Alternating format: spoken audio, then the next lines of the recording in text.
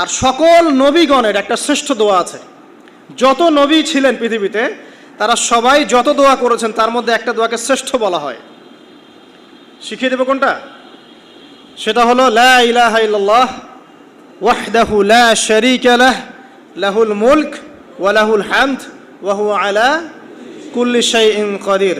এই দোয়াটা দিনে যে ব্যক্তি 100 বার পড়বে, দিনে যে ব্যক্তি 100 বার পড়বে, ওই দিন আল্লাহর লিস্টে ওই ব্যক্তি ছাড়া বেশি আমলকারী কেউ হতে পারবে না।